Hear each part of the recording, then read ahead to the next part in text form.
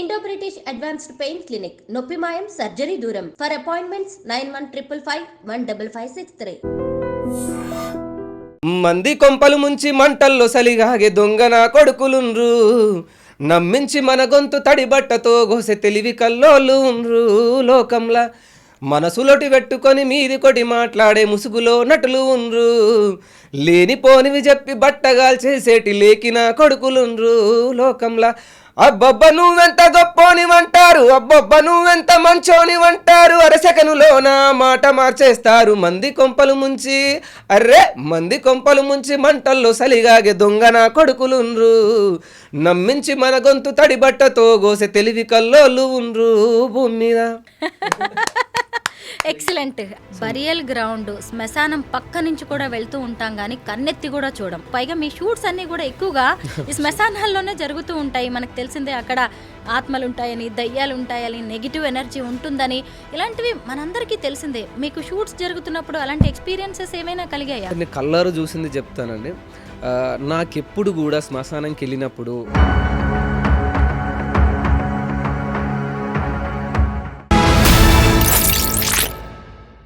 అందరికీ నమస్కారం. నేను Swaroopa Potlapalli. Welcome to I Dream. మనలో కొంతమంది శ్మశానం పేరెత్తితేనే భయపడతారు, శ్మశానంలో అడుగు పెట్టాలంటే వణికిపోతారు. అలాంటిది బొందలగడ్డ మీద పాటలు రాస్తూ జీవిత సత్యాలను చెబుతూ కోట్లాది మందికి దగ్గరవుతున్నారు సింగర్ బాలు కే అసురా. ఓవైపు రైటర్గా, సింగర్గా, యాక్టర్గా తనను తాను ప్రూవ్ చేసుకుంటూ డివోషనల్ పాటలు, అలాగే ప్రేమ పాటలు, పచ్చని పల్లె పదాలకు ప్రాణం పోస్తున్న అసురతో మాట్లాడి అనేక విషయాలు తెలుసుకుందాం. నమస్తే అసురా. నమస్తే మేడం. ముందుగా కంగ్రాచులేషన్స్. మీ పాటలన్నీ ట్రెండింగ్లో కనిపిస్తున్నాయి, భలే ఇంట్రెస్టింగ్గా ఉన్నాయి మీ సాంగ్స్ అన్నీ కూడా. Thank you madam. Me name ఏంటి? బాలు కే అసురా. అసురా అనేది ఒరిజినల్ పేరేనా? లేదు, నేను స్క్రీన్ నేమ్గా పెట్టుకున్నాను అనమాట. అసలు నేమో బాలరాజు. మాది ఇక పెరిగిన వాతావరణంలో అండ్ కొద్దిగా నేను డిఫరెంట్గా మనం వెల్వెట్ కావాలి మన పాటలు మనము అని చెప్పేసి దాన్ని బాలుకి అసురగా మార్చుకున్నా. కే ఫర్ కొండల్, మా గురువు గారు. ఓహో, గురువు గారి పేరా అది? చనిపోయారు యాక్సిడెంట్లో. సో నా జ్ఞాపకంగా నన్ను ఫస్ట్ నా టాలెంట్ని గుర్తించిన వ్యక్తి తనే కాబట్టి కొండల్ షార్ట్ కట్లో కే చేసేసి అసుర అనేది అంటే నా మైండ్ సెట్ కానీ నా ఐడియాలజీ కానీ పాటలు అందించేటప్పుడు రాసేటప్పుడు చాలా డిఫరెంట్ జోనర్లో వెళ్ళాలని నేను మొదట్లోనే ప్రిపేర్ అయ్యాను అనమాట. స్కూల్ లైఫ్ నుంచి కూడా డిఫరెంట్ థాట్స్ అనమాట, ఎవరు చేయకుండా కొత్తగా చేస్తే బాగుంటుంది అన్న ఆలోచనలో అట్లా పుట్టిందే ఈ శ్మశానం కాన్సెప్ట్ కానీ ఆ పాటలు ఆ గౌరవ పాట. అయితే బాలు గురించి తెలుసుకోవాల్సింది చాలా ఉందన్నమాట. పేరులోనే ఇంత ఉందంటే మీ మనసులో ఇంకెంత ఉండొచ్చు కదా. బాలు అంటే బాలరాజు, కే అంటే కొండల్ గురువు గారి నేమ్, అసుర అంటే స్క్రీన్ నేమ్ నా ఐడియాలజీ. ఇంకా నేను ఎలా వెళ్తాను నడవడిక కానీ నా పాటలు ప్రతి పదం కూడా ఏదో ఆలోచించే విధంగానే, లైక్ సొసైటీని అవేర్నెస్ చేయడం కానీ, మోటివేషనల్ చేయడం, ఇలా ఇన్స్పిరేషన్గా ఉండాలి, ఏదో ఒకటి సాధించాలి అన్న ఒక హిస్టరీని, తనకంటూ ఒక హిస్టరీని క్రియేట్ చేసుకోవాలి అన్నట్టుగా అలా వెళ్తూ ఉంటా. అంటే బేసిక్లీ మనం ఏంటంటే ఈ ఏజ్లో ఉన్నప్పుడు వచ్చే పాటలు లవ్, రొమాంటిక్, డబుల్ మీనింగ్, ఇప్పుడు సోషల్ మీడియాలో ఉన్నట్టు కొద్దిగా వల్గారిటీ యాడ్ చేసి కానీ అలాంటి సాంగ్స్ వస్తాయి. అంటే నేను కూడా చెయ్యగలను, కానీ నేను తొందరగా సక్సెస్ కావాలి మార్కెట్లో నాకున్న పరిమితిలో అండ్ ఆ డబ్బులు కానీ లైక్ ఎకనామికల్గా నేనున్న సిచ్యువేషన్లో. సో అందరూ అసుర బాలు అనే విధంగా నేను ఐడెంటిఫికేషన్ చేసుకోవాలి, ప్రూవ్ చేసుకోవాలి అన్న థాట్లో అది. బాలు రీసెంట్గా రిలీజ్ అయిన మీ సాంగ్ విన్నాను నేను, మంది కొంపలు ముంచే. ఏంటి, ఏ రేంజ్లో రాశారు? మీరేనా కదా రాసింది? రాశారు, పాడారు, యాక్ట్ చేశారు. ఆ యాక్టింగ్ అయితే మెచ్చుకోవాల్సిందే. అంటే కాటి కాపరి లాగా, శ్మశానంలో ఉండే వ్యక్తిలాగా బాడీ అంతా వంచేసి ఆ కర్ర పట్టుకొని నటించడం కాదు బాలు, జీవించేశారు. ఏంటి ఇన్స్పిరేషన్ ఆ సాంగ్కి? అంటే నేను అంతకుముందుకు మంది కొంపలు పాటకు బిఫోర్ నుంచి ఒక 2 years నుంచి నా సాంగ్స్ మార్కెట్లో అంత లేవు. నేను కొద్దిగా డిప్రెస్లో కూడా ఉన్నా. అంటే నేను చేసింది అంత శ్రమ వృధా అయిపోయిందని చెప్పేసి నేను ఫైనాన్షియల్గా సెట్ కాకపోవడం, పేరు బాగానే ఉంది కానీ నేను ఫైనాన్షియల్ కూడా సెట్ కాలేదు. అండ్ ఈ ఫీల్డ్లో నేను చూసిన మోసాలు అదొకటి. నేను 14లో వచ్చా, 2014లో వచ్చా ఇక్కడికి. సో 10 సంవత్సరాలు గడిచిపోయింది. ఈ 10 సంవత్సరాల గ్యాప్లో ఆల్రెడీ నా చిన్నతనం అంతా కూడా బాధలు, కన్నీళ్ళు, లైక్ కొద్దిగా ఎమోషనల్, మా పాటలను చూస్తే మీకు అర్థమైపోద్ది. సో అట్లా నడుస్తూ ఉన్న క్రమంలోనే కొద్దిగా బాగా గాయమైంది మనసుకి. సో అలాంటి టైంలో నేను కొన్నిసార్లు సూసైడ్ చేసుకున్న సిచ్యువేషన్స్ వచ్చాయి. సో అట్లా లాస్ట్ 2 yearsలో ఒక 2 times సూసైడ్ అటెంప్ట్ చేసుకున్నాను. అంటే లైక్ ఫైనాన్షియల్గా నిల్లు ఉండడం వల్ల అండ్ అలాగే డబ్బులు మోసపోవడం ఇవన్నీ జరిగినాయి. సో బ్రతకలేను చావలేను అని చెప్పేసి నా పాటలు ఎంతోమందిని మోటివేట్ చేశాయి. బట్ నన్ను మోటివేషన్ చేసే పర్సన్ లేరు అండ్ నా స్క్రీన్ నేమ్ వెళ్ళిపోయింది, కష్టపడి సంపాదించుకున్న పేరు అని చాలా బాధ ఉండేది. సో ఆ టైంలో ఇంకా నన్ను నేను కొద్దిగా ఎంకరేజ్ చేసుకుంటే ఏదో కొత్తగా చేయాలి. దాదాపు మంది కొంపల కంటే ముందు దాదాపు నేను ఒక 50 పాటలు రాసుంటా కొత్తగా. కానీ ఇంకా కొత్తగా వెలివేట్ చేయాలి, నన్ను జనాలు గుర్తుపట్టి చేయాలి, మళ్ళీ నా ఛానల్ తెలియాలి, నేను తెలవాలని అంటే ఏం చేయాలని చెప్పి సో దొంగ నా కొడుకులు అనే కాన్సెప్ట్ తీసుకొని సో నా జీవితంలో జరిగిందే. సో నేను రాసే ప్రతి పాట కూడా ప్రతి ఒక్కరి జీవితంలో జరిగినట్టుగా ఉంటుంది కాబట్టి అందరికీ కనెక్ట్ అవుతుంది కాబట్టి ఆ కాన్సెప్ట్ తీసుకున్నాను. అయితే ఆ సాంగ్ షూట్ చేసిన లొకేషన్స్ గురించి మనం మాట్లాడుకోవాలి. ఇప్పుడు మంత్రి సీతక్క గారి నియోజకవర్గం ములుగు జిల్లాలో ఉంటుంది. దామెరవాయి అనే విలేజ్ లో అది షూట్ చేశారు.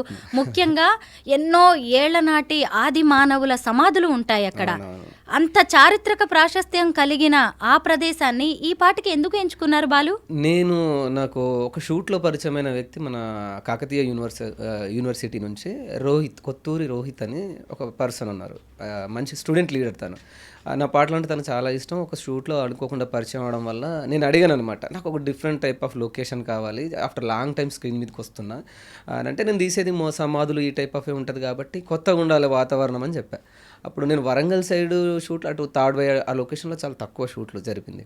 సో లేదన్నా నేను దగ్గరుండి నేను దామరవాయి అనే విలేజ్ ఉంది, అక్కడ ఆది మానవులకు సంబంధించిన సమాధులు ఉన్నాయి, చాలా చరిత్ర గల ప్రాంతం, బట్ ఇంకా బయటికి అంత తెలియలేదు.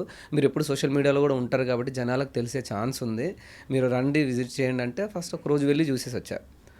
చూడగానే నాకు ఏదో పాట సక్సెస్ అయిపోయింది అనుకున్నా. ఆ ఊరికి వెళ్ళిన తర్వాత ఆ సమాధులను చూసిన తర్వాత తెలియని ఫీలింగ్ దాదాపుగా అంటే ఆ పెద్ద పెద్ద బండరాళ్ళు వేరే వాళ్ళు అయితే కొద్దిగా జడుచుకునే ఫీల్ ఉంటుంది, భయపడ అంటే భయభ్రాంతిలో గురి చేసే ప్రాంతంలో ఉంది. అది వెళ్తూ ఉంటే నాకు ఇంకా తెలుసుకోవాలనే ఆతురత మొదలైంది. అని చూసిన తర్వాత డెఫినెట్లీ ఈ పాట హిట్ అయిపోతుంది అని అనుకున్నా ఆ రోజు.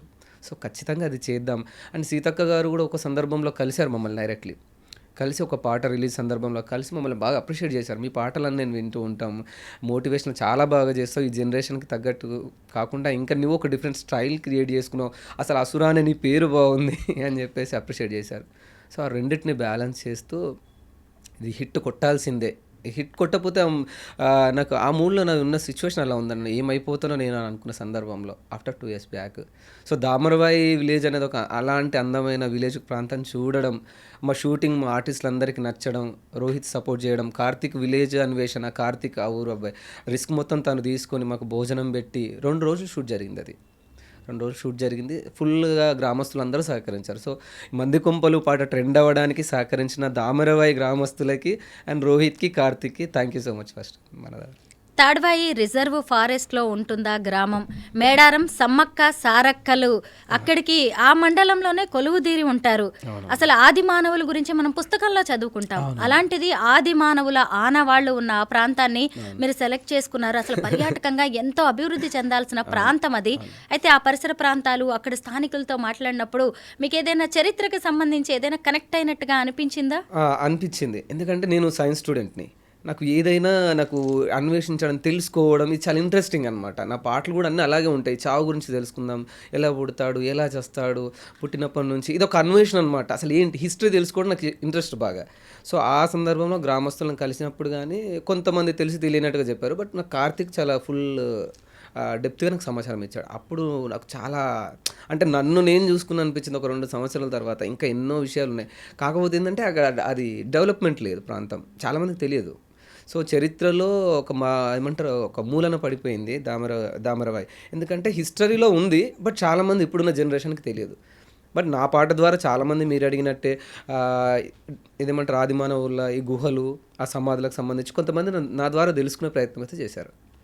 బాలు, అసలు మీ పెన్నుతోటి, మీ గాత్రంతో ఎంతో మందిని మేల్కొల్పుతున్నారు, ఎంతో మందికి జీవితం మీద ఆశ రేకెత్తిస్తున్నారు.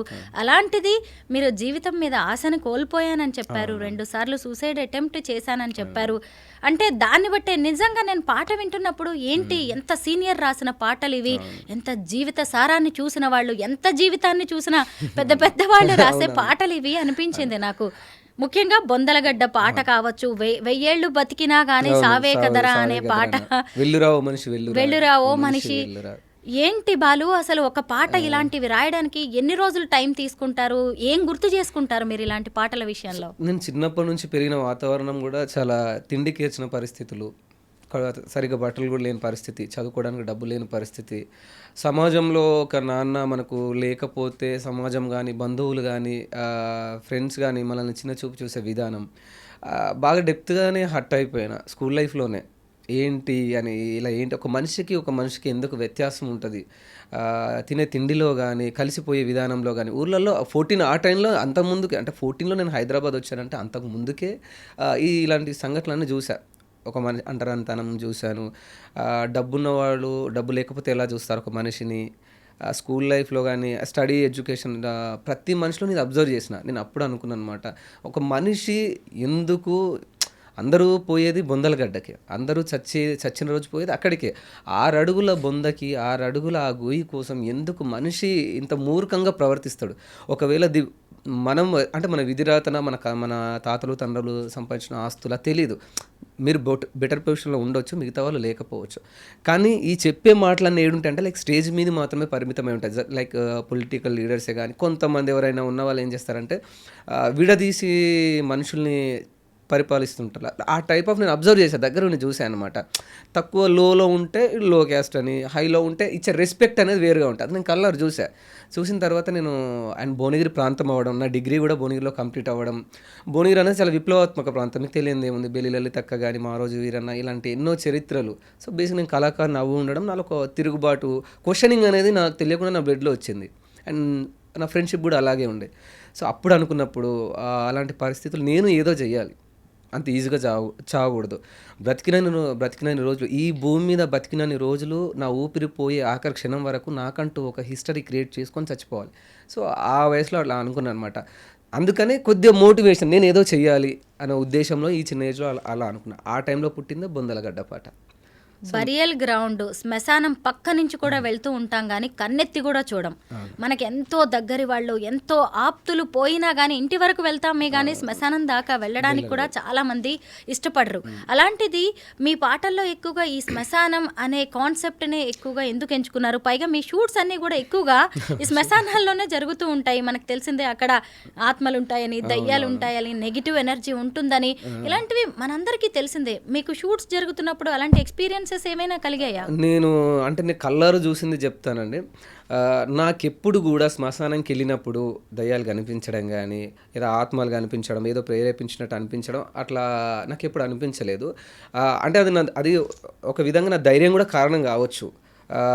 ఎందుకంటే నేను అబ్జర్వ్ చేస్తాను కాబట్టి. నేను ఎవరైనా ఫ్రెండ్స్ వాళ్ళు కానీ, సర్కిల్లో మనకు కావాల్సిన వాళ్ళు ఎవరైనా చనిపోయినా కానీ, నేను దగ్గరుండి వెళ్ళినప్పుడు నేను మాత్రం దగ్గరుండి అన్ని చితి కాలేంత వరకు నేను అన్న దగ్గరుండి చూసే వస్తాను.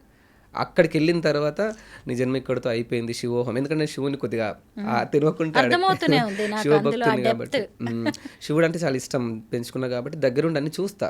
అలా నేను బొందలగడ్డ పాట రాసినప్పుడు అన్ని అబ్జర్వ్ చేసే తత్వం నాలో ధైర్యాన్ని నింపింది. అండ్ వన్ మోర్ థింగ్, చాలామందికి అంటే నేను ఇంటర్వ్యూలో కూడా ఈ విషయం చెప్పలేదు, ఇప్పుడు మీ ముందు రివీల్ చేస్తున్నా. అక్కడనే షూట్ జరిగిన నెక్స్ట్ ఇప్పుడు నెల రోజులుగా ఉన్నది ఒకేలా ఉంటుంది. శ్మశానం ప్రాంతంలో షూటింగ్ జరిగిన ద నెక్స్ట్ డే నుంచి నేను ఫుల్ ఎనర్జెటిక్ ఒక వారం రోజులు ఉంటా. శ్మశానానికి వెళ్ళొచ్చాక షూట్లో చాలా ఎనర్జెటిక్గా ఉంటా. ఆ ఎనర్జీ నాకు ఎక్కడి నుంచి వస్తుంది, ఆ పాజిటివ్ వైబ్రేషన్ అలా ఎలా ఉంటుందని నాకు తెలియదు. ఎందుకంటే లయకారుడైన శివుడు ఆ శ్మశానాల్లోనే ఉంటారు, అక్కడే సంచరిస్తూ ఉంటారు. ఆయన ఎనర్జీ మీకు వస్తుందేమో. నేను నిజంగా దాన్ని నమ్ముతానండి. అంటే చాలా ఎనర్జెటిక్గా నాకు తెలియదు. ఒక నెల రోజులు సిక్కిగా ఉంటా, అలసిపోయేలా ఉంటా, షూట్ అని అలర్ట్గా ఉంటా. ఆ రోజు అంత హ్యాపీగా ఉండడం కానీ, ఆ సంతోషము, ఆ ఫీల్ వేరే ఉంటుంది, వైబ్రేషన్. ఇంకా నెక్స్ట్ ఒక వారం రోజుల వరకు నేను చాలా హ్యాపీగా ఉండడం, అన్నీ పాజిటివ్గా అనిపిస్తుంది. మరి ఇప్పుడు సాంగ్స్ రాస్తారు, మీరే నటించాలని, పైగా కాటికాపరి గెటప్ ఏంటి? నాకైతే నిజంగా కాటికాపరి జీవితం కావచ్చు, ఆ ఉద్యోగం చేసేవాళ్ళు, ఆ వృత్తి చేసేవాళ్ళని చూస్తుంటే అసలు ఎలా ఉంటుంది వీళ్ళ జీవితం అనిపిస్తుంది. కనీసం మీరు అసలు నటించడం కాదు, జీవించేస్తున్నారు ఆ పాత్రలో. అంటే మేడం, నేను అన్నాను కదా, అంటే స్కూల్ లైఫ్ నుంచి కానీ నేను ప్రతిదీ అబ్జర్వ్ చేసిన తత్వం ఏదైతే ఉందో, మనిషిని పరిశీలించడం, అందరు ఇక్కడికి అని నేను చెప్పదలుచుకున్నా క్లియర్గా. ఇంత డబ్బున్న వాళ్ళైనా, ఎవరైనా, అందం ఉన్న వాళ్ళైనా, వాట్ ఎవర్ మేబీ, ఇంత పెద్ద సెలబ్రిటీ అయినా ఆఖరి రావాల్సిన ప్లేస్ ఇదే. సో ఇప్పుడున్న ప్రజెంట్ జనరేషన్కి ఒక క్లారిటీగా, ఈ జనరేషన్కి తగ్గట్టుగా సాహిత్యం కానీ, రచన కానీ, యాక్టివిటీస్ అన్ని చూపిస్తే కొంతమంది మోటివేట్ అయ్యే వాళ్ళు ఉన్నారు. అంతెందుకండి, నన్ను మోహన్ బాబు గారు పిలిచి ఇంటికి పిలిచి కడుపు నిండా భోజనం పెట్టి నన్ను ఆశీర్వదించి ఏంటి అసలు నువ్వు ఈ పాట ఏంది, ఈ వైరాగ్యం ఏంది నీకు అని చెప్పేసి మోహన్ బాబు గారు అన్నారా? ఆయన విన్నారు మీ పాటలు? విన్నారు. విని నన్ను పిలిపించుకొని ఇక్కడ భోజనం పెట్టే చాలా బ్లెస్ చేశారు. సాక్షాత్తు నిన్ను చూస్తుంటే ఏదో పరమాత్మను చూసిన ఫీలింగ్ కలుగుతుంది. అప్పుడు ఇంకా జుట్టు గడ్డం కొద్దిగా హెవీగా ఉండనమాట. చూడడానికి నువ్వు ఒక తమిళ నటుల్లా ఉంటావు, నువ్వు బాగా ట్రై చేయి, నీకు ఏదో ఒక రోజు వస్తుంది బాబు అని. అంటే చూడండి పెద్ద పెద్ద వాళ్ళు అంటే ఇండస్ట్రీకి సంబంధించిన వాళ్ళు కూడా కొంతమంది ఫోన్లు చేశారు. పెద్దవాళ్ళు కూడా అవకాశాలు ఇవ్వకపోవచ్చు కానీ నన్ను బ్లెస్ చేసిన వాళ్ళు సినిమా ఇండస్ట్రీ నుంచి కొంతమంది ఉన్నారు, ముఖ్యమైన వాళ్ళు ఉన్నారు.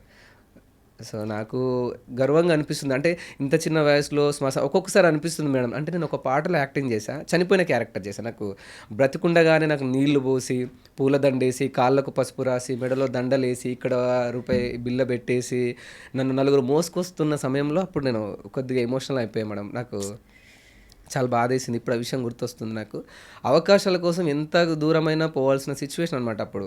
సో మా ఫ్యామిలీ కొంతమంది మనకు కావాల్సిన వాళ్ళు కొంతమంది ఎమోషనల్ అయిపోయి ఏడ్చారు కూడా. అంత అవసరం ఏముంది అంటే నన్ను బతికుండగానే శివయాత్ర. సో ఆ పాడ మీద పడుకొని అంటే మామూలుగా ఏదైనా బాడీ అట్లా టైప్ చేసి పెట్టేద్దామని అంటే లేదు నేను పడుకుంటాను నో ప్రాబ్లం అని చెప్పాను.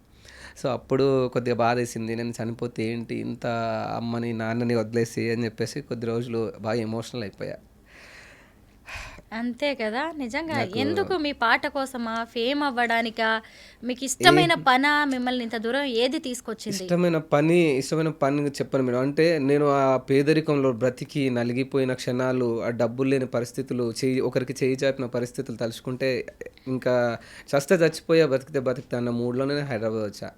సో అప్పుడు నన్ను నేను చేసుకోవడం అంటే తలుచుకుంటే నిజంగా వేరేలాగా అనిపిస్తుంది. కానీ నేను ఇవన్నీ ఎందుకు చేశానో అనిపిస్తుంది. అంటే నాకేమన్నా అయ్యి ఉంటే మా ఫ్యామిలీ పరిస్థితి ఏంటి, బొందలు శ్మశానం ఒక్కొక్కసారి మనకు అనిపిస్తుంది నెగిటివిటీ కూడా కొద్దిగా. కానీ ఏమో మేడం తెలియదు. ఒక రంగాన్ని అయితే నేను ఎంచుకున్న తర్వాత ఇక డూ ఆర్ డై అని అన్నట్టే. కానీ ఈ సందర్భంలో నన్ను గాయపరిచిన వాళ్ళు ఎంతోమంది ఉన్నారు మనుషులు. లైక్ మీరు అన్నారు కోట్లు ప్రజలు ఎంతోమంది చూశారు. ఒక రూపాయి కూడా నేను ఒక పాట మీద సంపాదించుకోలేకపోయా. అదే నన్ను సూసైడ్కి దారితీసింది. ఫ్రెండ్స్ ఆల్మోస్ట్ అందరూ నన్ను ఒక బిచ్చపోన్ లాగా, అంటే మనం డబ్బులు లేనప్పుడు చేసినప్పుడు అడిగిన అది ఏమో అట్లా ఒక ఒంటరివన్నీ అయిపోయిన అనిపించింది మేడం. ఈ ఫీల్డ్ ఎంచుకొని తప్పు చేసా అనిపించింది నాకు. బాలు, ఎందుకు తప్పు చేసావు అనుకుంటున్నావు? స్టార్టింగ్లోనే ఒక ఇంటర్వ్యూ స్టార్టింగ్లో మీరు ఒక మాట అన్నారు, గుర్తుందా? నాకు పేరుంది మేడం కానీ నాకు డబ్బులు లేవు అని. కానీ శివభక్తులు మీరు. శివుడు ఎంత గొప్పోడు, ఆయన భక్తులందరికీ కూడా అంతే పేరుంటుంది, డబ్బులుండవు. కానీ ఆ పేరు చాలు బాలు. ఈరోజు ఈ ఇంటర్వ్యూకి ఇంత పెద్ద ప్లాట్ఫామ్లో మిమ్మల్ని పిలిచామంటే ఆ పేరుని చూసే కదా. ఆ రోజు కూడా వస్తుంది, డబ్బులే అన్నిటికీ కాదు.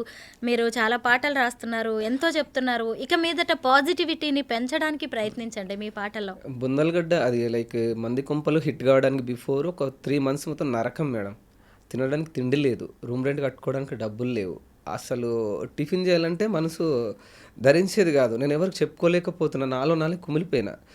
అప్పుడు ఆ క్షణంలో నాకు junior NTR fans president Sudhakar అన్న ఆంధ్రాలో ఉంటారు.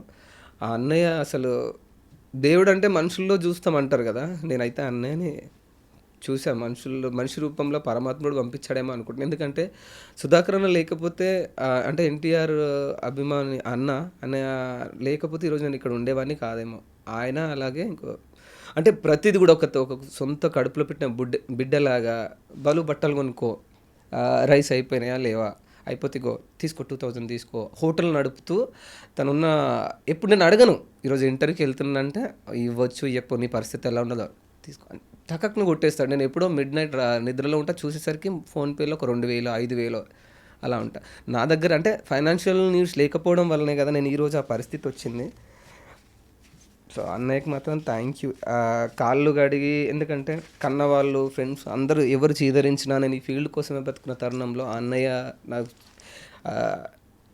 ఎంత చేసిన మీలైతే అస్సలు మర్చిపోలేను. ఆ అన్నయ్య వల్లనే నేను మళ్ళీ రికవర్ అయిపోయి నా సాంగ్స్ నేను హిట్ వైపు నడుస్తూ ఉండడం, డబ్బులు నీడ్స్ డైలీ నీడ్స్ అన్నీ వెళ్ళడం, మళ్ళీ ఆఫ్టర్ హిట్ పడ్డ మరుక్షణం నుంచి హ్యాపీ అనమాట. దైవం మనుష్య రూపేణ అంటారు కదా బాలు. మరి ఇలాగే దేవుడు ఇలా మనుషుల రూపంలో మీ దగ్గరకు వచ్చి సాయం చేస్తున్నాడు మీకు అవసరమైన టైంలో. మళ్ళీ మీలాంటి టాలెంటెడ్ పర్సన్ని అందరి ముందుకు తీసుకురావడానికి ఇలా అవకాశాలు కల్పిస్తున్నాడు బాలు. చాలా స్టూడియోలకి నేను వర్క్ చేశాను మేడం, అండ్ పేర్లు చెప్పాను కానీ ఎన్నో మిలియనర్స్ కూడా ఏ ఒక్కరు కూడా నువ్వు తినడానికి నన్ను చూసి ఎగతాళి చేసిన వాళ్ళే, నవ్విన వాళ్ళే నా అవతారం చూసి. కానీ ఏనాడు ఈ బట్టలు కొనుక్కోండి లేదా తినండి డబ్బులు ఉన్నాయా లేదా ఎన్నో హిట్లు ఇచ్చా. కానీ రాసి పాడి యాక్టింగ్ చేసి ఒక స్టూడియోలలో కానీ ఆఫీస్లలో కానీ ఎక్కడికైనా వెళ్ళిన తర్వాత ఒక వెట్టి చాకిరి లెక్క చేశాను మేడం. ఈ ఫీల్డ్లో బాగా అలసిపోయా 2 years బ్యాక్. అనిపించింది అనమాట, ఎవ్వరు కూడా నా అనుకున్న వాళ్ళు ఎవరు నా చుట్టూ లేరు.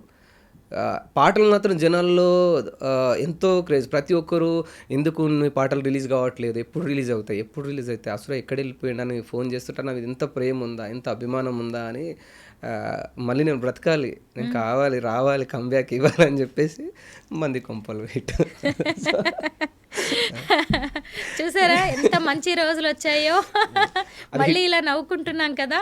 అలా హిట్ అయిన మరుక్షణం నుంచి every days happy day madam. అంటే నేను నా గురించి బతుకోవాలని డిసైడ్ అయిన మరుక్షణం నుంచి నేను చాలా సంతోషంగా ఉన్నా ప్రతిరోజు. బాలు నాకు ఒక మంచి పాట పాడాలి, ఏ పాట పాడదని చెప్పండి. రీసెంట్ పాటతోనే స్టార్ట్ చేద్దాం, ఎందుకంటే జనాలు నన్ను అసురైజ్ బ్యాక్ అన్నారు. Yes. సో ఈ పాటతో కాబట్టి ఇదే పాట. మంది కొంపలు ముంచి మంటల్లో సలిగాగే దొంగన కొడుకులుండ్రు, నమ్మించి మన గొంతు తడిబట్టతో గోసె తెలివి కల్లోళ్ళు ఉండ్రు, లోకంలా మనసులోటి పెట్టుకొని మీది కొటి మాట్లాడే ముసుగులో నటులు ఉండ్రు, లేనిపోనివి చెప్పి బట్టగాల్ చేసేటి లేకిన కొడుకులుండ్రు, లోకంలా అబ్బబ్బ నువ్వెంత గొప్పోనివంటారు, అబ్బబ్బ నువ్వెంత మంచోనివంటారు, అరసెకనులోన మాట మార్చేస్తారు. మంది కొంపలు ముంచి మంది కొంపలు ముంచి మంటల్లో సలిగాగే దొంగన కొడుకులుండ్రు, నమ్మించి మన గొంతు తడిబట్టతో గోసె తెలివి కల్లోళ్ళు ఉండ్రు భూమి మీద. సో ఈ టైప్ ఎక్సలెంట్. ఆ టైం రావాలి బాలు, ఆ టైం కోసమే మనం వెయిట్ చేయాలి అంతే. ఇలా మళ్ళీ ఇందులోనే కుక్కలేనయ్యము కూడుదుని ఇంత నీయాతిగుంటాయిరా, మనుషులే ఘోరము మర్యాద లేనోళ్ళు నకిలికిలాడిగాళ్ళు, లోకంలా అబ్బబ్బ నువ్వెంత గొప్పోనివంటారు, అబ్బబ్బ నువ్వెంత మంచోనివంటారు, అరసెకనులోన మాట మార్చేస్తారు మంది కొంపలు ముంచి. సో ఈ టైప్ ఆఫ్ అనమాట. ఒక్కొక్కటి అసలు బండరాయితో కుట్టినట్టుగా. లైక్ ఈ సాహిత్యం నేను ఎప్పుడూ ట్రై చేయలేదు. బేసిక్లీ అసుర సాహిత్యం అంటే మనిషిని వెంటనే ఏడిపించేది సాహిత్యం, వెంటనే కదిలించే సాహిత్యం, చాలా శుతిమెత్తన పదాలు ఉంటాయి అనమాట. కానీ ఇందులో మాత్రం చాలా రఫ్ హ్యాండలింగ్ చేసిన అనమాట. సో అంటే కొట్టినట్టుగా. సో చాలామంది నవ్వుకున్నారు, ఎంత బాగుందా అని చాలా ట్రెండ్. బాలు లాంటి టాలెంటెడ్ సింగర్ని, ఒక టాలెంటెడ్ పర్సన్ని ఒక హారర్ క్రైమ్ ఈ అసుర సాహిత్యానికే పరిమితం చేయాల్సిన అవసరం కూడా లేదు. ఎందుకంటే మీరు ఎంచక్కగా లవ్ సాంగ్స్ రాస్తారు, పాడతారు, డివోషనల్ ఎంత బాగున్నాయి. నాకు ఇప్పుడు సరే ఇప్పటిదాకా బాధపడ్డాం ఏడ్చాం కాబట్టి ఒక్కసారి ఈ లవ్ ట్రాక్ లోకి వెళ్దాం. మీరు పాడిన ప్రేమ పాటలు ఒక్కసారి పాడుకుందాం. అంటే ఎక్కువ నన్ను ఈ జోనర్లో చూడడం వల్ల మనుషులకి ఇదే, చాలా మందికి ఇదే అని తెలుసు. కొన్ని రాసిన అంత హిట్, కొన్ని అయినాయి కొన్ని కాలేదు. అందులో నేను రాసిన పాటే, నన్ను ప్రేమించేటప్పుడు మీ అమ్మ నాన్న గుర్తుకు రాలేదా పిల్ల, నన్ను ప్రేమతో పిలిచిన ఆ రోజులు నీకు యాదికొస్తలేవా మళ్ళా, ఎంత ద్రోహమే ఎంత ఘోరమే గులాబీ కింద ముళ్ళు చూడలే, అమ్మాయి నీ ప్రేమ అబద్ధం, అమ్మాయి నీ ప్రేమ నాటకం, అమ్మాయి నీ ప్రేమ అవసరం, ఓ అమ్మాయి నీ ప్రేమ నాటకం, నన్ను ప్రేమించేటప్పుడు మీ అమ్మ నాన్న గుర్తుకు రాలేదా పిల్ల, నన్ను ప్రేమతో పిలిచిన ఆ రోజులు నీకు యాదికొస్తలేవా మళ్ళా. ఇంకో సాంగ్ కూడా ఆన్లైన్ ప్రేమలు, ఆన్లైన్ మోసాల మీద మీతో పాటు ఇంకో సింగర్ తో కలిసి పాడారు. ఆ పాట పాడారు, లవ్ చెయ్యకురా అని చెప్పేసి. ఇన్స్టాగ్రామ్ సింగర్ ట్రెండ్, మా అబ్బాయితో నేను పాడిచ్చా. లవ్ ఎయ్యకురా నువ్వు లకలకలుకలుకలైతవురా, లవ్ ఎయ్యకురా నువ్వు లకలకలుకలుకలైతవురా, 10th లవ్ తెర్లైపాయే, ఇంటర్ లవ్ ఇజ్జతు వాయే, డిగ్రీ లవ్ డిస్టర్బ్ చేసే, బీటెక్ లవ్ బిస్కెటాయే, లవ్ ఎయ్యకురా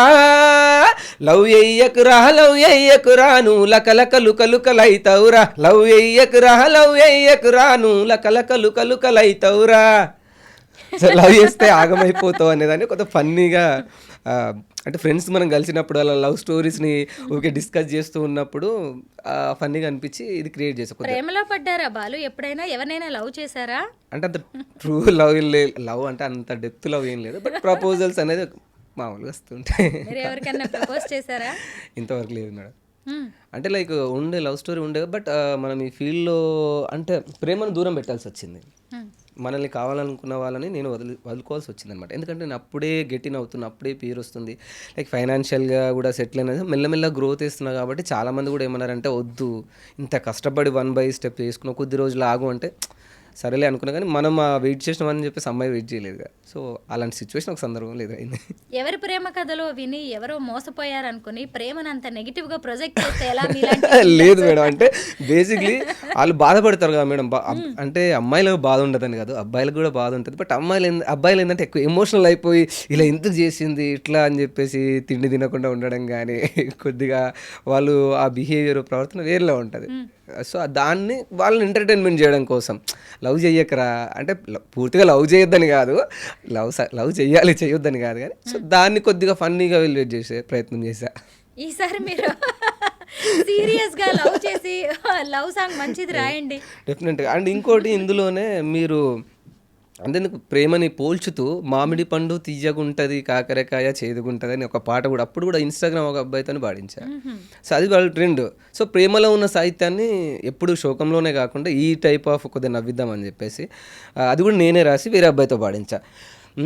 మామిడి పండు తీయగుంటది కాకరకాయ చేదుగుంటది, మామిడి పండు తీయగుంటది కాకరకాయ చేదుగుంటది, తీపి చేదు కాదయ్యో నీ మీద నాకు ప్రేమయ్యో, తీపి చేదు కాదయ్యో నీ మీద నాకు ప్రేమయ్యో, జుంతకు జుంతకు జుంతకు జుంతకు లబ్బరి బొమ్మ బొంబాయి పిల్ల, జుంతకు జుంతకు జుంతకు జుంతకు లబ్బరి బొమ్మ బొంబాయి పిల్ల, కరెంటు ఉంటేనే వెలుగు ఉంటది కరెంటు లేకపోతే చీకటి అవుతుంది, కరెంటు ఉంటేనే వెలుగు ఉంటుంది కరెంటు లేకపోతే చీకటి అవుతుంది, వెలుగు చీకటి కాదయ్యో నీ మీద నాకు ప్రేమయ్యో.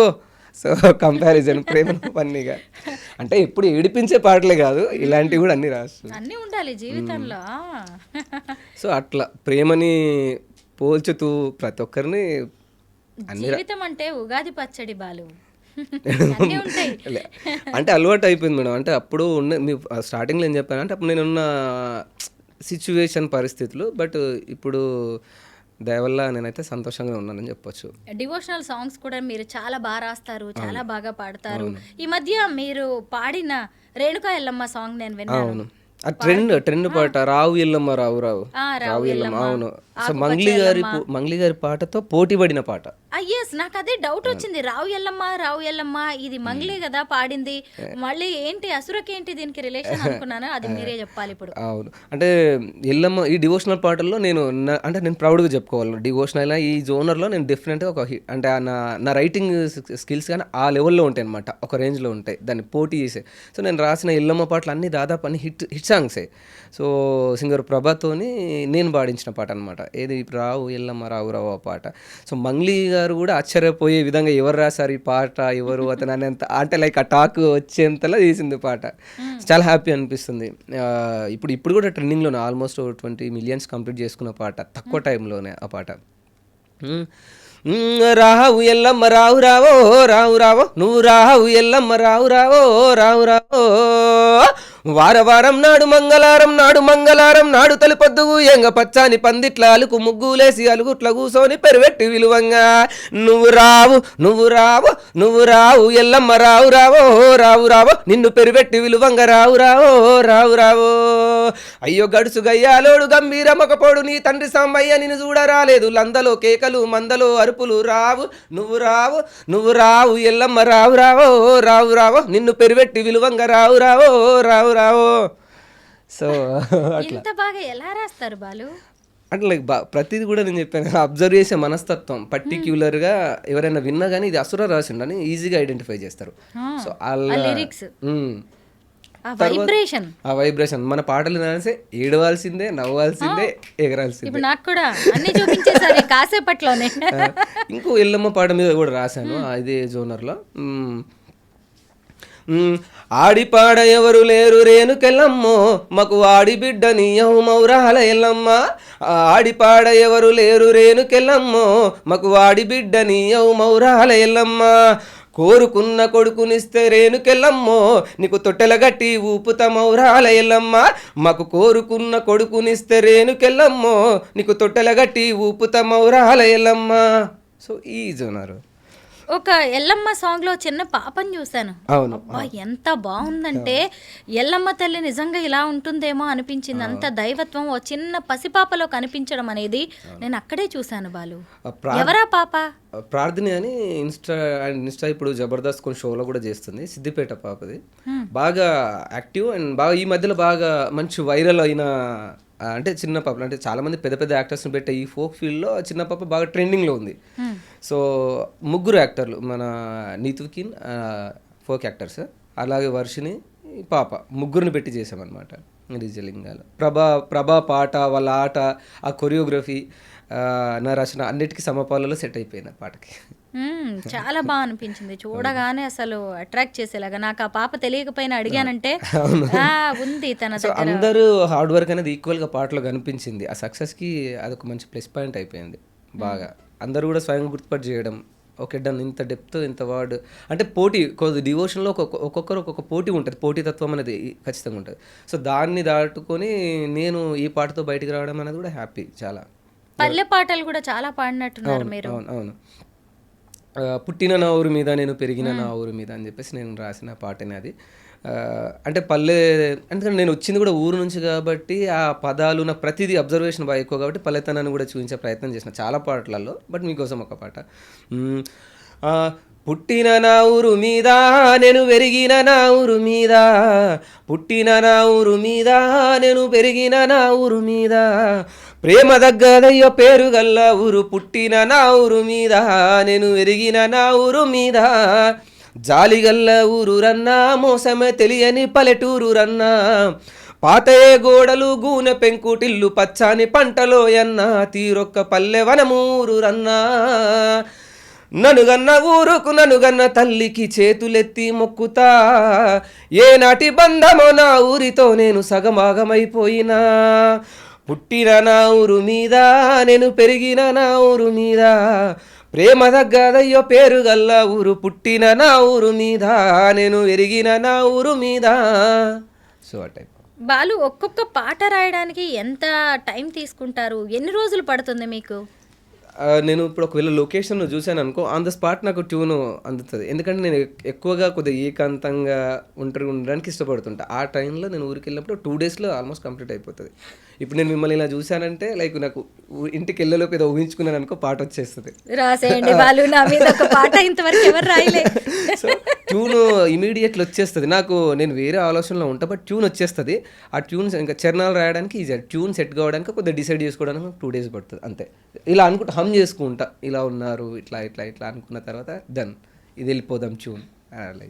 మీలో ఒక సింగర్ ఉన్నారు, మీలో ఒక లిరిసిస్ట్ ఉన్నారు, మీలో ఒక రైటర్ ఉన్నారు, మీలో ఒక యాక్టర్ ఉన్నాడని ఏ వయసులో ఎప్పుడు తెలిసింది? నన్ను నేను నటుడుగా రియలైజ్ అయింది మాత్రం అంటే అప్పటికి చాలామంది అంటున్నారు, అంటే డిఫరెంట్ క్యారెక్టర్, అఘోరాలు, శివభక్తుడు, ఈ మనిషి తత్వం గురించి చేయాల్సిన అన్ని పాటలు నువ్వైతే సెట్ అవుతుందని అందరూ యాక్టర్గా అన్నారు. బట్ నేను ఒక నటుడిని అన్న విషయం మాత్రం నాకు మంది కొంపలు పాటతోనే తెలిసి వచ్చింది. అంటే యాక్టింగ్ కానీ చాలా రిస్క్ మేడం ఆ క్యారెక్టర్. అంటే మెడలన్నీ ఇలా వంకర పెట్టేసుకొని ఇలా గెంటుతూ ఇలా ఆ తత్వాన్ని ఎక్స్ప్రెస్ చేసే విధానం ఏందైతే ఉండదు. లైక్ ఒక శివపుత్రుడులో ఇప్పుడు మనం విక్రమ్ గారు నాకు చాలా ఇష్టం, ఇన్స్పిరేషన్. ఈ పాటకు ముందు నేను తంగాలని చూసా. ఎలాగైనా అంటే నా పాటలు కూడా అలాగే నేను యూట్యూబ్లో కానీ సోషల్ మీడియా ఈ ఫోక్ ఫీల్డ్లో నన్ను ఒక విలక్షణ నటుడుగా ట్రీట్ చేస్తారు ప్రతి ఒక్కరు. అందుకే డిఫరెంట్ క్యారెక్టర్స్ చేస్తారు కాబట్టి దాన్ని మళ్ళీ 2 years తర్వాత ఫిలప్ చేయాలని చెప్పేసి ఆ పాత్రని ఇట్లా యాక్టింగ్ చేస్తే ఇట్లా ఇలా చేస్తూ ఈ మెడలన్నీ ఇలా ఈ కాళ్ళు ఇలా ఉంకర పెడుతూ ఉండాలన్నమాట. ఇది మనకి పని చేస్తే చాలా రిస్క్ క్యారెక్టర్. అలా చేస్తూ చాలా టేక్స్ మేడం, అవన్నీ గుంజుతూ ఉంటాయి మెడలన్నీ. మా డిఓపి గారికి అయితే స్పెషల్గా థ్యాంక్స్ చెప్పాలి. డిఓపి గారు, డైరెక్టర్ గారు ఎల్బి శ్రీనివాస్. నా బొందలగడ్డ పాటకు తనే డిఓపి. దాదాపు అప్పటి నుంచి బొందలగడ్డ, మారాలిరా మనిషి అంటే చాలా హిట్ సాంగ్స్కు నాతో జర్నీ చేసిన వ్యక్తి అనమాట. ఆ మధ్యలో ఆ గ్యాప్ తర్వాత మళ్ళీ మేమందరం కలిసి మళ్ళీ యూట్యూబ్ ఛానల్ స్టార్ట్ చేసి ఇలా చేద్దాము, మన కాంబినేషన్ హిట్ అయిపోయింది, దీన్ని ఇలాగే కంటిన్యూ చేద్దామని చెప్పేసి అట్లా చేసుకుంటూ పోయినాం. సో నన్ను నేను నటుడుగా ప్రూవ్ చేసుకుంది మంది కొంపల పాటతో. ఈ 2 years గ్యాప్లో మీరు అన్నారు కదా నేను ఏం సాంగ్స్ చేయకుండా. సో బేసిక్లీ చాలామంది ఏంటంటే రీల్స్ చూసినప్పుడు వాళ్ళు స్విప్ చేసేస్తుంటారు ఇలా కదా ఫన్గా నవ్వుక, కానీ నేను అలా కాదు. సో ఒకవేళ అది ఏదైనా చూశాను అనుకో ఆ బాడీ లాంగ్వేజ్ అలా ప్రాక్టీస్ చేస్తూ ఉంటా. ఫర్ ఎగ్జాంపుల్ సోను సూద్ గారి డైలాగ్ ఉందనుకో, రావే బొమ్మాలి వస్తే అరుంధతి రావే. ఇప్పుడు నీకు విషయం తెలుసా, నువ్వు ఎవరితో మాట్లాడుతున్నావో తెలుసా, ప్రేతాత్మతో. నేను చనిపోయి 10 రోజులైనా ఈ అంతమైన దేహం కోసం నేను పరితపిస్తున్నానే బొమ్మాలి.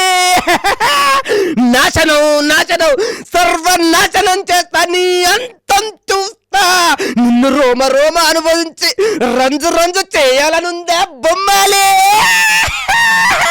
సో జూనియర్ పశుపతి, అరుంధతి 2 చూస్తారు, ఎవరో ఒకళ్ళు తీసే ఛాన్స్ అయితే ఉంది ఖచ్చితంగా మీ యాక్టింగ్ చూస్తే.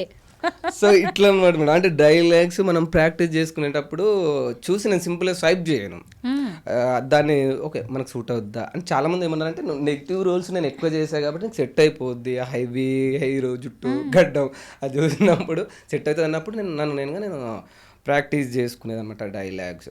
సో మల్లన్న సినిమాలో విక్రమ్ గారు అయితే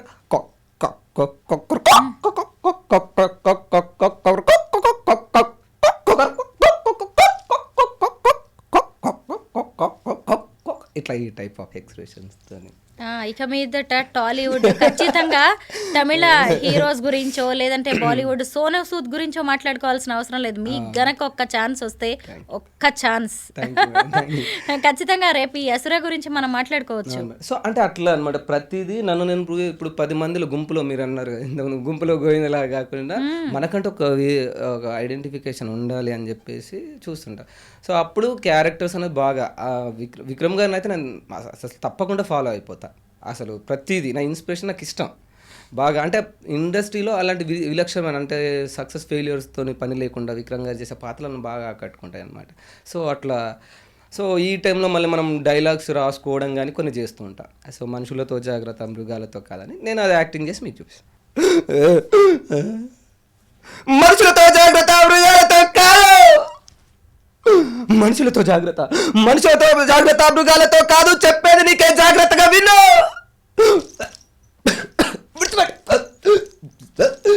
మనుషులతో జాగ్రత్త మృగాలతో కాదు,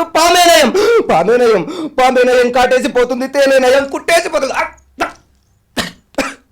మనిషి అట్ల కాదు పక్కనే ఉండి ప్రాణాలు తీస్తాడు. చెప్పుతున్నా విను. మురిసిపోతూ ఉన్నావు కదూ, మురిసిపోతూ ఉన్నావేమో పరుచుకున్న వెన్నెల కాదది చీకటి. అమ్మో, మేము థియేటర్లో చూస్తున్నామా అన్నట్టుగా ఉంది నిజంగా.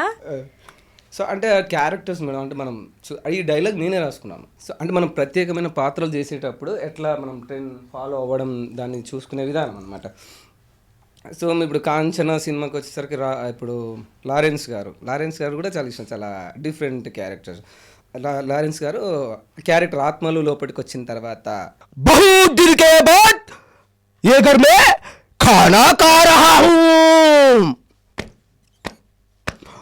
दिन के वाले घर में खाना खा रहा हूँ, कोई भी सामने बात करे तो जिंदा नहीं छोड़ेंगे चाला. అర్థమైంది. ముచ్చలి నువ్వు వెళ్ళి అక్కడ కూర్చో. సో ఆయన ముస్లిం క్యారెక్టర్ వచ్చిన తర్వాత సో అది అట్ ద సేమ్ టైం వాళ్ళు ఇంకా బాబు ఆత్మ లోపలికి వస్తుంది.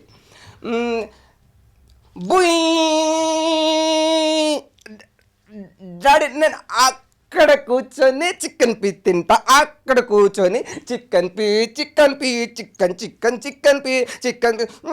డాడీ నేను చికెన్ తిన్నాక చిచ్చు పోయాలా, చిచ్చు పోచినాక చికెన్ తినాలా, చికెన్ తిన్నాక చిచ్చు పోయి బెట్ట బుయ్ డాడీ జిప్పు నొప్పి పడుతుంది, డాడీ ఏ రాశాను బీరేనా రాయి బేటా. డాడీ బీ రాశాను చీరేనా రాయి బేటా. డాడీ ఓకే చికెన్ బాగుంది చికెన్. సో క్యారెక్టర్ అంటే కొద్దిగా ఇదంతా పనిని ప్రేమిస్తే జరిగేవి, ఎవరో చెప్తేనో పైసల కోసం చేస్తేనో జరిగేవి కాదు. ఇదంతా మీ ఒరిజినల్ టాలెంట్, ఒరిజినాలిటీ. అవును, అంటే లైక్ మనం ప్రాక్టీస్ అన్నమాట, ప్రతిదీ ప్రాక్టీస్, ఎవ్రీడే హార్డ్ వర్క్ అన్నట్టు. ఒక డైలాగ్ని మనం చెప్పేటప్పుడు ఫర్ ఎగ్జాంపుల్ రక్త కన్నీరు సినిమాలో ఉపేంద్ర గారు యాక్టింగ్, రమ్యకృష్ణ గారు మోసం చేసి లైక్ వెళ్ళిపోయిన తర్వాత కుష్టి వ్యాధితో బాధపడుతుంటాడు. సో ఆ సమయంలో